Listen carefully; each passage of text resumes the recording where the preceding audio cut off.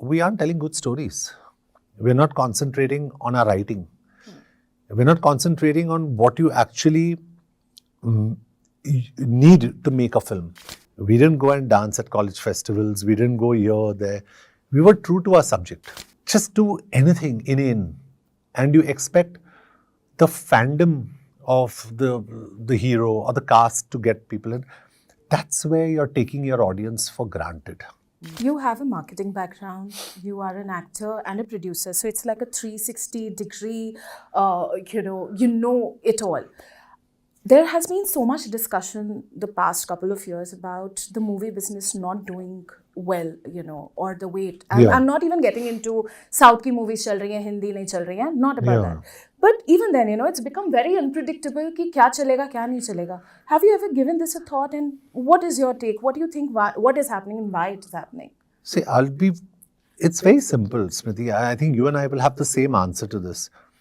Why do you think films are not doing well? I'm asking you. And I'll tell you what the answer is. We aren't telling good stories. We're not concentrating on our writing. We're not concentrating on what you actually need to make a film. We're looking at all the peripheral stuff. We're looking at star quality. We're looking at proposals. We're looking at Instagram followers. We're looking at everything else that doesn't have to actually do with the craft. If you go down back to the craft and start concentrating, and this is a guy who's known for his physicality who's telling you this. You know what I'm saying? You have to actually go down to your craft. And what's a craft? Craft is understand what craft the director is bringing to the process. Understand the craft that the writers are bringing to the process. Understand the craft that the actors are bringing to the process. What is the content you're trying to, what's the story you're trying to tell? We've forgotten that. So if we go back to that, we will make good films. And The Diplomat is the best case in point. No one had expectations. There was no marketing, over-marketing done for this film. Nothing.